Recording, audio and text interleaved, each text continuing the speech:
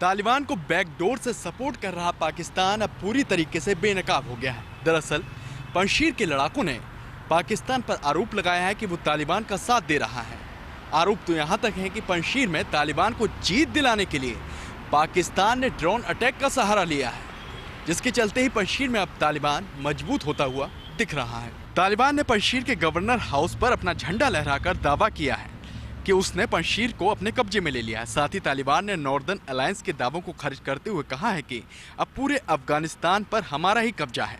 तो दूसरी ओर northern alliance के प्रमुख अहमद मसूद ने हुंकार भरते हुए कहा है कि हमारी जंग जारी है और जारी रहेगी। साथ ही अहमद मसूद ने आम अफगानियों से अपील की है कि वो तालिबान का जमकर विरोध करें। अगर हथियारों की ज़रूरत है तो हमें बताएं, हम मुहैया कराएंगे, क्योंकि अब हमारी जंग तालिबान के साथ साथ पाकिस्तान से भी है, क्योंकि पाकिस्तान ने तालिबान की जीत के लिए अफगानियों पर पंजशीर में ड्रोन अटैक किया है। पंजशीर में अपने जीत के दावे के बीच तालिबान ने अपनी सरकार के शपथ ग्रहण की तैयारियों को तेज कर दिया है। इसी बीच उसने शपथ ग्रहण समारोह में शामिल होने के लिए रूस, चीन, पाकिस्तान, ईरान जैसे देशों को न्योता दिया है। हालांकि ईरान ने पाकिस्तान और तालिबान के गठजोड़ को तगड़ा झटका दिया है। उसने साफ तौर पर कहा है कि पाकिस्तान ने पंजशीर में तालिबान को जीत दिलाने के लिए अगर ड्रोन हमला किया है तो ये गलत है, इसकी जांच होनी चाहिए। अफगानिस्तान में हर तरफ हलचल का माहौल है। ऐसे में अफगानिस्तान में तालिबान के आखिर मायने क्या है, इस बात का भी पता चलता है। इसी के चलते भारत में भी हाई लेवल मीटिंग्स का दौर देखने को मिल रहा है, जिसको लेकर आज एक बहुत इंपॉर्टेंट मीटिंग भी हुई। अफगानिस्तान के हालात पर प्रधानमंत्री नरेंद्र मोदी की अध्यक्षता में आज दिल्ली में एक अहम बैठक हुई, जिसमें गृह मंत्री अमित शाह, रक्षा मंत्री राजनाथ सिंह और NSA अजित डोभाल भी शामिल हुए।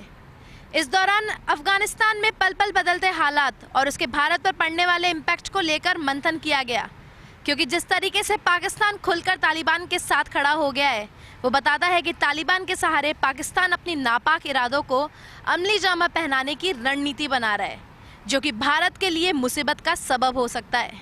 सच तो ये है कि तालिबान अपनी सरकार को वैश्विक स्तर पर मान्यता दिलवाने के लिए किसी भी हद तक गुजर सकता है, जिसके संकेत उसने तभी दे दिए थे जब उसने ये ऐलान किया था कि उसका सबसे अहम साझेदार चीन है। लेकिन अगर चीन, पाकिस्तान और अफगानिस्तान की दोस्ती मजबूत हुई तो भारत को भी इसके लिए एक हल निकालना पड़ेगा। प्रदेश में आज जिला प्रमुख और प्रधान परिणाम के चुनाव जारी हुए, जिसमें जिला प्रमुख के परिणामों में बीजेपी और कांग्रेस में कड़ी टक्कर देखने को मिली। जिला प्रमुख के 6 पदों में से 3 पदों पर कांग्रेस ने कब्जा जमाया, तो वहीं बीजेपी के भी 3 जिला प्रमुख बने। तो वहीं 78 पंचायतों में प्रधान के चुनाव पर 49 पर कांग्रेस ने और 25 पर बीजेपी ने कब्जा जमाया। पंचायत समिति के प्रधान और जिला प्रमुख के लिए हुई वोटिंग ने दोनों ही पार्टियों को मंथन करने पर मजबूर कर दिया, क्योंकि जिस तरीके से सिरोही में कांग्रेस की बुरी तरह शिकस्त हुई, जयपुर में जिस तरीके से कांग्रेस जीतकर जिला प्रमुख का पद हार गई, भरतपुर में जिस तरीके से क्रॉस वोटिंग को रोक नहीं पाई, इस बात ने कांग्रेस को मंथन करने पर मजबूर किया है। लेकिन इसके साथ ही 78 में से 49 पंचायतों में प्रधान बनाकर कांग्रेस ने यह भी बताया कि गाँव में कांग्रेस अभी भी लोकप्रिय है और बीजेपी के लिए हराना मुश्किल है। उल्टा जिन 22 पंचायतों में पहले बीजेपी का कब्जा था, उन पर भी कांग्रेस का प्रधान बना है।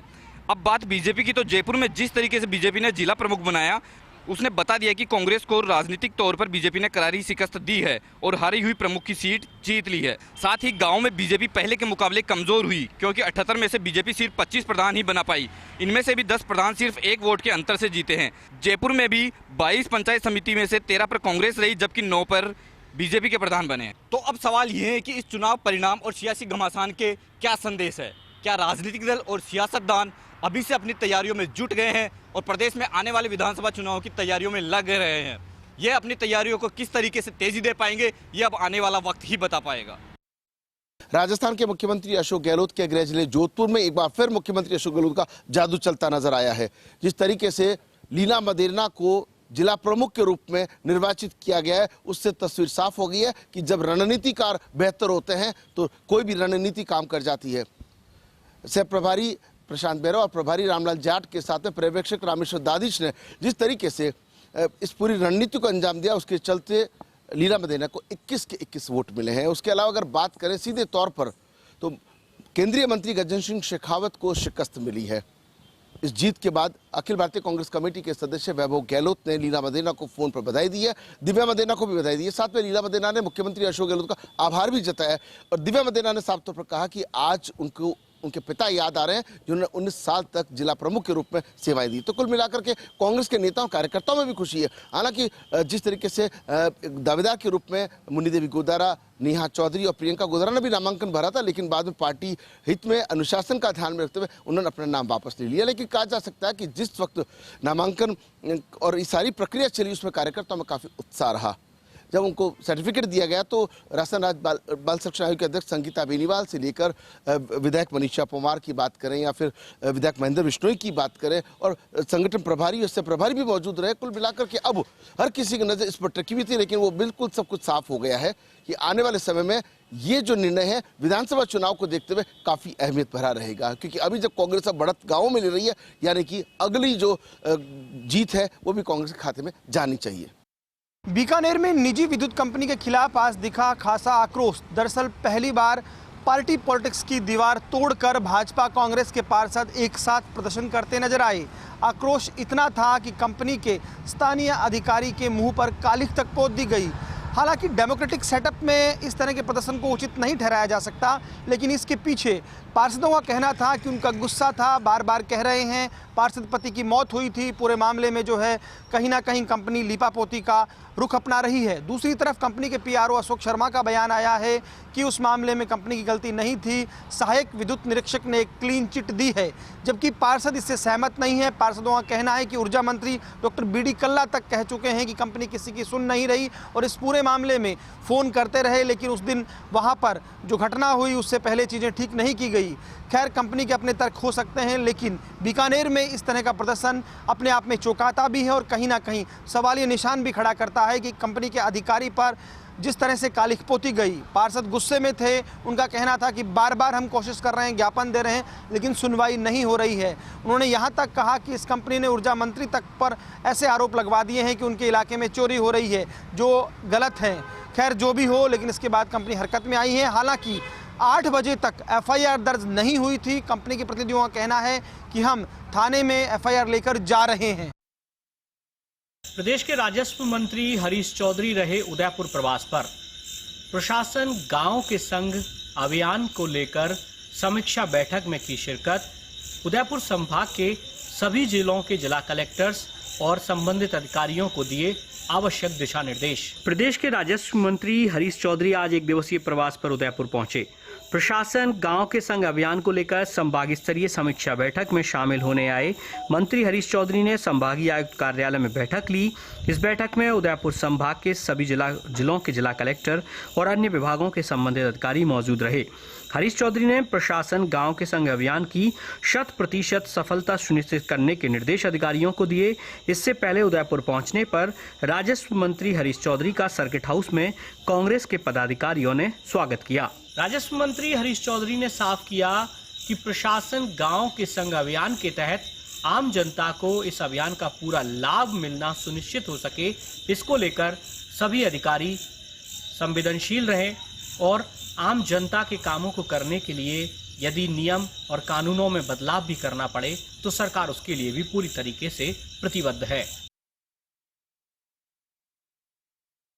कोटा यूनिवर्सिटी में आज छात्रों के प्रदर्शन के दौरान जमकर हंगामा हुआ। इस दौरान छात्रों ने यूनिवर्सिटी के गेट का कांच तोड़ा तो पुलिस ने भी बल प्रयोग करते हुए प्रदर्शनकारी छात्रों को खदेड़ा और लाठियां भांजकर छात्रों को यूनिवर्सिटी परिसर में खूब दौड़ाया। हंगामे के दौरान कुछ छात्र चोटिल भी हुए। पूर्व छात्र संघ अध्यक्ष भास्कर नागर अपने छात्र समर्थकों के साथ यूनिवर्सिटी में प्रदर्शन करने पहुंचे थे। इस दौरान छात्र बेकाबू हो गए और उन्होंने जमकर हंगामा किया।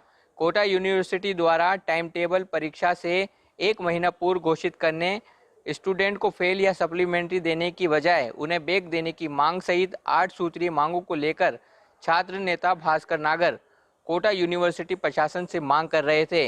इसी दौरान छात्र बेकाबू हो गए और उन्होंने यूनिवर्सिटी में जमकर हंगामा कर दिया।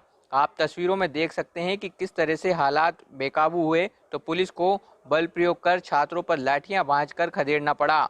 इस हंगामे के दौरान आधा दर्जन स्टूडेंट्स के चोटिल होने की भी खबर है। वहीं पूर्व छात्र संघ अध्यक्ष भास्कर नागर ने हंगामे और तोड़फोड़ की घटना के बाद माफी मांगते हुए तोड़फोड़ में हुए नुकसान का हर्जाना देने की बात कही है। पत्नी को अपने पति के चरित्र पर शक था और उसे शक था कि उसके पति के किसी अन्य महिला से अवैध संबंध है। इसी शक के चलते उसने अपनी बहन के दामाद के साथ मिलकर अपने पति को मौत के घाट उतार दिया। घटना थी भीलवाड़ा जिले के काचोला थाना क्षेत्र के धामनिया गांव की। हत्या की इस पूरी वारदात को अंजाम देने से पहले इस पूरी घटना को किसी ने षड्यंत्र रचा तो खुद पत्नी थी पिंकी कंवर ने अपनी बहन के दामाद के साथ मिलकर इस हत्या की वारदात को अंजाम दिया। घटना के बाद में जामनिया गांव में जहां एक तरफ शोक की लहर छा गई थी, वहीं लोगों में रोष व्याप्त हो गया था और राखी के अगले दिन बाजार भी बंद हो गए थे। बाद में ग्रामीणों ने इस मामले में अपराधियों की गिरफ्तारी के लिए पुलिस को 3 दिन का समय दिया था। आज भीलवाड़ा पुलिस को इस मामले में बड़ी सफलता हासिल हुई और पुलिस जो मूल अपराधी थे उन तक पहुंच पाई। मांडलगढ़ में पत्नी पिंकी कंवर ने अपनी ही बहन के दामाद के साथ मिलकर हत्या की इस वारदात को अंजाम देने में महत्वपूर्ण योगदान दिया। बताया जा रहा है कि पिंकी कंवर के बहन के दामाद कुलदीप सिंह व उसके साथी तेजेंद्र व राजेंद्र चमार निवासी भीलवाड़ा ने मिलकर इस हत्या की पूरी वारदात को अंजाम दिया। देवी सिंह राखी के दिन जब अपने घर में सो रहा था तब पत्नी पिंकी कंवर ने अपने बहन के दामाद कुलदीप सिंह के साथ मिलकर उसकी गला रेतकर हत्या करवा दी और बाद में एक फायर भी किया गया। इस बहुचर्चित हत्याकांड में आज पुलिस ने कुलदीप सिंह, राजेंद्र चमार व तेजेंद्र को गिरफ्तार किया, जबकि पूर्व में 3 दिन पहले ही मृतक की जो पत्नी है उसको हत्या के षड्यंत्र के मामले में पहले ही पुलिस गिरफ्तार कर चुकी है। पुलिस को अब घटना के वक्त फायरिंग में की काम में ली गई पिस्तौल के साथ ही हथियारों की बरामदगी करना बाकी है।